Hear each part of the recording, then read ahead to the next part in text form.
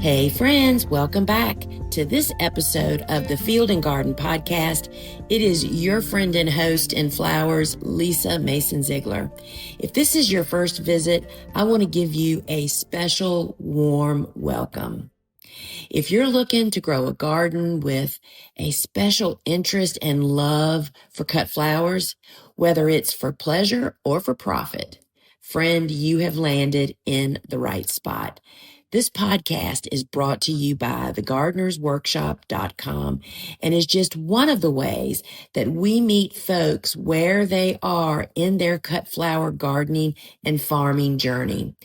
We also have a companion field and garden blog, as well as video resources, my YouTube channel, a fully stocked online garden shop that has the same tools, seeds, and supplies, and of course my books that you hear me mention here on the podcast. Other resources include our weekly live garden and shopping show that happens inside our phone app. Plus, did you know we have courses for gardeners and farmers, long ones, short ones, whatever you need, friends. We are here to help you grow great flowers.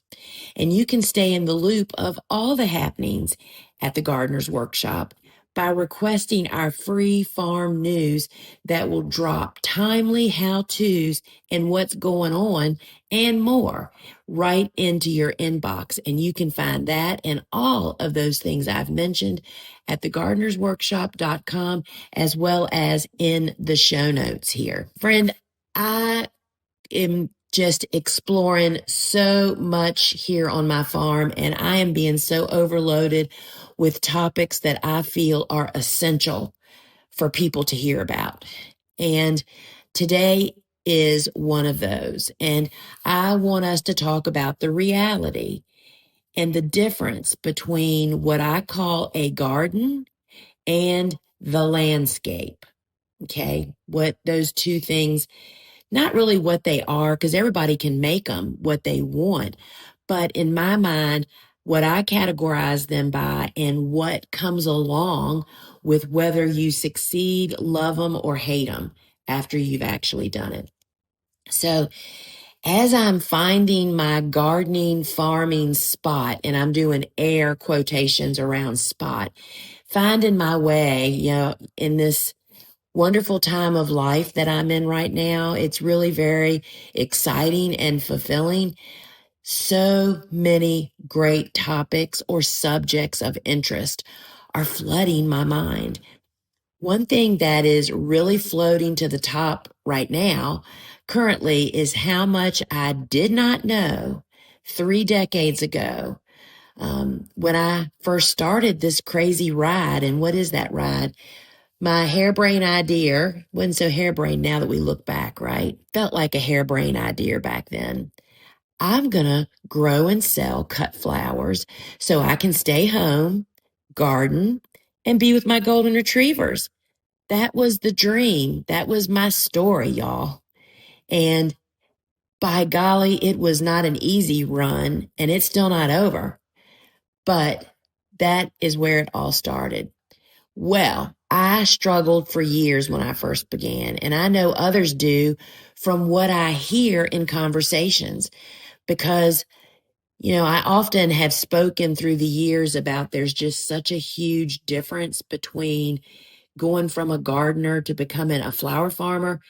The shift is just as big between a planting and living with a traditional landscape and planting and living with what I call and refer to as a garden. This jumping into, talking to people, which I get letters, notes, see people, meet people, talk to people all the time. And this jumping into gardening has been described to me as a rude awakening, leads to throwing in the towel on planting anything ever again. I mean, I hear that a lot from people, to even giving up on having a garden. And what's so funny, one of the almost automatic responses that I hear when people hear what I do is they say, oh my gosh, I have such a brown thumb. I mean, I believe everybody wants to garden and they just fail and then we quit for life, right? Well, that doesn't have to be that way. So looking back, I also was so naive. I thought that when I planted what I now know and consider a garden, that I thought it was going to be like what I did with my landscape, which I was pretty smart about my landscape, setting it up to be as low maintenance as possible. You know, it took a couple Saturdays of tackling the project. And then when we got it done and you follow up with a few occasional waterings, the landscape became something that was about something really to enjoy visually, right? Something that when you pull into your yard, you really see it and enjoy it, but it's not something you interacted with, right? You know, in a nutshell, a landscape is a planting to enjoy visually with as little care as possible, right? That's our point. Now, this is not how it works with what I call a garden. You know, a cutting garden, a veggie garden, or even an herb garden all fall under what I consider to be a garden. Okay. Spoiler alert. Those forementioned gardens, a cut flower garden, a veggie, and an herb garden are all interactive gardens. They're like the complete opposite of a landscape, right? They are meant to require tending to interaction. Now, it's not necessarily daily that you have to do something, but you need to plan on, depending on the season and how big you do, 2 to 4 visits a week is definitely to be expected and required if you want to succeed. You know, part of the joy from a garden is this tending part. It's like flexing our gardening muscles, y'all. It's a big part of the benefit. You know, the harvest, the bounty from that garden is the bonus for most of us. I mean, that's really, really good. But when we look back, it's the sweet times growing that stuff that really stands out to me. And did you know that our bodies actually release good chemicals when we mess around in the soil, when we touch plants, this is what we call tending a garden, y'all.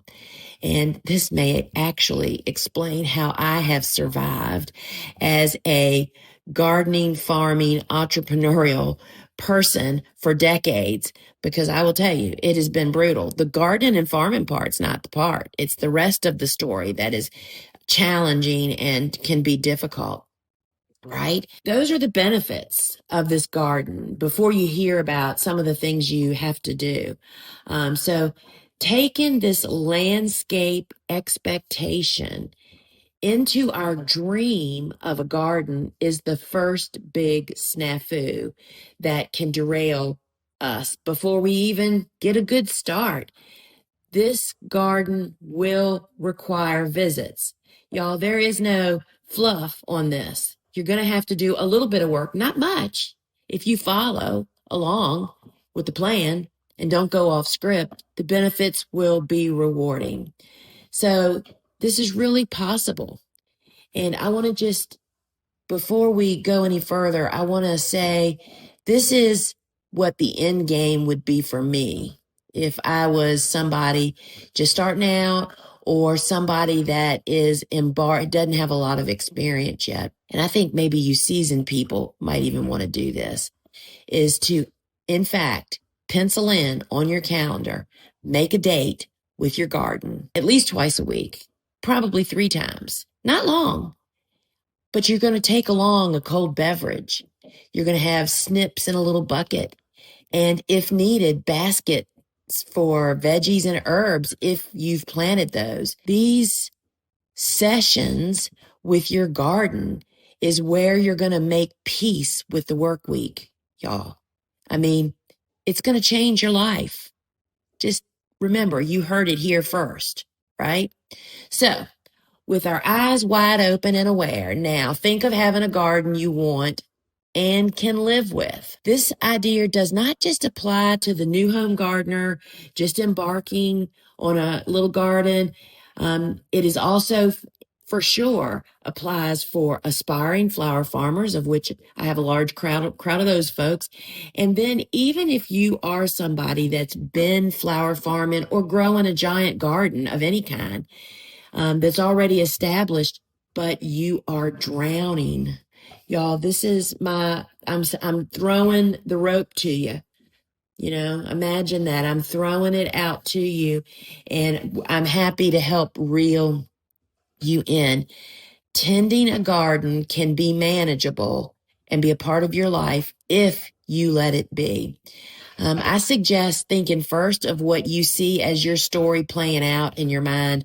This really helps sometimes. You know, my dream when I planted that first little cutting garden wasn't to become this successful flower farmer, become a teacher, create online courses, and write books. I just literally wanted to be in my garden and be at home with my dogs. And then the carpet just kept rolling and doors kept opening and windows kept opening, right? So make it manageable so that your dreams can unfold. So often our dreams are on the other side of a 50-foot tall fence that we have built. And what's that fence? It's overdoing it. It's killing the dream before it gets started. So I suggest first for thinking of that story and how it's going to play out in your mind. And if you know that your time is limited, face that now and plan accordingly. Because I think 99% of us fall into that category, right? We all. I mean, I garden and farm for a living, and I face that same issue, right? I kind of can't, I categorize, we grow big corn and beans and a couple things like that, but we have a small veggie patch that falls to me, which is what I would apply this to. Two little small beds with varieties of different vegetables. So if your story is having 15 to 20 minutes, 2 evenings a week, with maybe a little bit more time available on a Saturday if you need it, you can definitely nail this, friend. So what I want to look at is what is required in tending a garden, what can you grow, and how can I get started, right? We're talking about the big picture of a garden. So what is required in tending a garden? First off, what you need to know is that you need to create a place for plants to thrive, not just to survive. And that always begins with the soil. I think, I have to tell you guys that I married a man that came with a home place that his grandparents and parents had been composting for decades before I got here. And that meant that's the secret to my success out of the gate. I didn't have to figure it out the hard way like most people do, because my soil here, for the most part, was in excellent condition. And so when I started gardening and farming, my soil, in spite of my ignorance, overcame it, my mistakes. Most people are not that blessed in the beginning. If you are, you really have some doors opening for you. If not, it just means that you need to spend a little more time in the beginning focusing on beefing up your soil. And because your plants and the way that they perform is a direct reflection of what's going on below ground. Always remember that. You'll hear me say that frequently, because that's your report card. If they're stunted, if they're puny, if they're not growing more flower, I mean, I can almost promise you're standing on the problem. So that's A. You need to learn what you need to do to your soil. Then do not underestimate sunlight. Plants that are struggling for whatever reason, and sunlight is a big one. So many of us live in neighborhoods that are heavy on trees. So you have to really select carefully. And I will tell you a little, and I think I wrote about this in my book, Cool Flowers, a little test you can do to really see how much a particular spot gets sun for a day in your yard, to really know where you need to put it. First off, you have to stay home for a day, which is a challenge for some of us, right? But wherever this spot is that you're thinking about planting this full sun garden, which, we'll talk in a minute about, whether you're growing flowers or veggies or herbs, they all pretty much need a full blasting sun, right? So you go out to that spot you suspect is appropriate and write down on a piece of paper, is it sun, shade, or what? What's going on there? Write it down on a piece of paper. Set the timer on your phone for 1 hour. Go back out to that spot in an hour, sun or shade. Write it on your paper.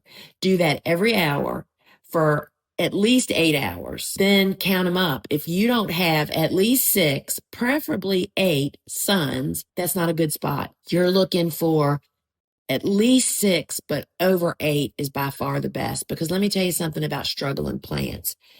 Plants that are not living in their preferred conditions, sunlight being a major player, they literally run the flag up the flag post that says, hey, disease and pests, I'm over here. I'm a struggling plant. The gates are open. Come for me now. I mean, literally. And sunlight is a big one. And I say that because that is a really common issue, right? So sunlight is a big part of overcoming a lot of the problems that you won't have to tend over, right? And I really recommend locating where you're going to visit this garden often. If you're going to be tending this garden, if you live on a large piece of property and you put it, in the very back corner where you don't ever go, that might not be the best choice, right? So locate it where you will be encouraged to visit it often. And I'll tell you something else for me. Sometimes running to my car to go somewhere or even on the way to run to the office, I'll pop over to the garden because my little vegetable garden is in fact kind of like right near where our cars are parked. I can pop over there and the next thing you know, you've like been there for 10 or 15 minutes and you've done your little deal for the day. So think about where you're going to put it. And then where is the water source? Everything needs water. And how far are you going to have to pull it? Because you're going to have to water this garden. Think about that. And also think about where a lot of people also don't realize is many plants, almost all cut flowers, many vegetables, not so many herbs maybe, need some kind of support. Keeping them growing upright not only keeps stems straighter, but in vegetables keeps the fruit cleaner, helps to minimize disease. And it lets you grow more. When stuff grows up, you can grow more stuff around the bottom, right? So support needs to be part of your planning, tending party. And then, of course, weed prevention. We plant really tight and close together to help to let our plants out compete weeds. But that's a part of your tending. And who doesn't mind pulling a few weeds when there's only a few, right? And doing that at every tending session will really keep your garden. I'm telling you, when your garden is looking great, y'all, you're going to want to spend all your time there. Okay, back to the story. Harvesting. Harvesting is like the point of a garden, right? A cutting garden or a vegetable garden or herb garden. But it also refreshes our plants. It keeps them producing. It keeps them healthy. So that's going to be a big part of your tending is setting up. We harvest twice a week, sometimes more frequently, depending on the crop and the weather situation. And remember that you plant seasonally and you have to learn the difference between there are cool season plants and there are warm season plants. Do not depend on the stores to have available plants during the proper season for you. They just provide whatever people buy, y'all. That's what their situation is based on. You need to learn when you plant cool, when you plant warm, and which they fall into. That was one of the really biggest points of my latest book, the Cut Flower Handbook, is to help people to understand there's 2 different types of annuals, cool and warm, and then how to figure out which plant is a member of which family, and then when are your sweet spot planting times? So that information's available out there, and it will make you succeed so very, very much more. Then we're going to move on to number 2. What can I grow? You can grow an abundance of flowers in a small 3x5 or even 3x10 cutting garden. In episode number 342, I talk about that in depth, a cutting garden. You do not have to have much space to grow a cutting garden. You can really go small. And friends, here is my tip about growing small. Do you know that the more you cut your cutting garden, the more it's going to produce? A little 3x10 or even a 3x5 is going to give you a big old handful of beautiful fresh cut flowers every week. And then on top of that, think about how much longer they last than purchased flowers because they're never out of water. You're picking them at prime. Friends, you're going to have flowers to share. It's just so amazing. And then let's talk vegetables. What are you going to grow? Why do people, and I am no different than anybody else, why do we grow so much of vegetables we don't even eat? We don't eat a lot of. Why would we plant? We are huge tomato, corn, and string bean eaters. That's why we plant a lot, because I freeze it or can it, right? So we can have it all year long. But why would you plant 2 tons of lettuce or arugula or radishes if you are not a rabbit eating salad all the time? You see what I mean? I think a lot of people, you really ought to just stick with those things that you really want to eat, because that'll spur you to harvest them, to make the most out of them, and then to not plant so much, because the rest of that story can be, I could go on for days here, but I won't. Succession planting, meaning you're going to be pulling out and planting stuff in this garden as it kind of gets tired. Pull that out and plug something else in. This is a garden that you're tending and is producing stuff for you. So many possibilities, y'all. And then what about herbs? Grow. Most people love basil.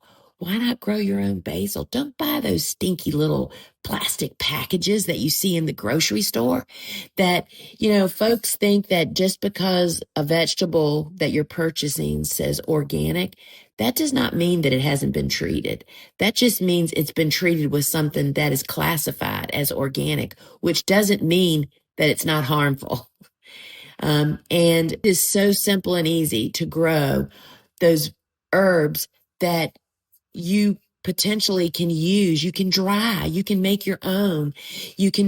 What great Christmas gifts, dried herbs and there are so many cute little containers now, y'all. Are you getting the idea?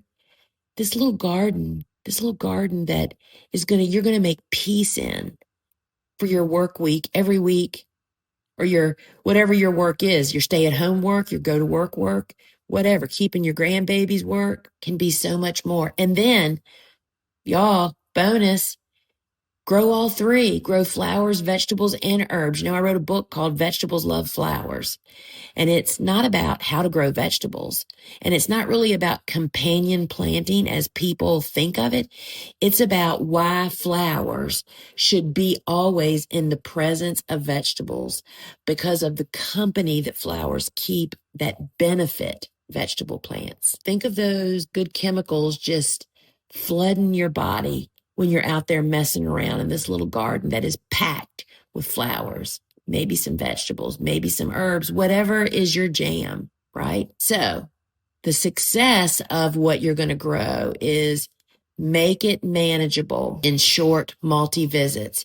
And you're going to be reaping the benefits. Think of going out there with a basket and a little bucket and cutting a handful of flowers, getting some basil, maybe some rosemary, whatever it is that you like to grow, and bring it in your house. And I will say, for herbs, if you grow some herbs, they need to be cut to keep them refreshing, right?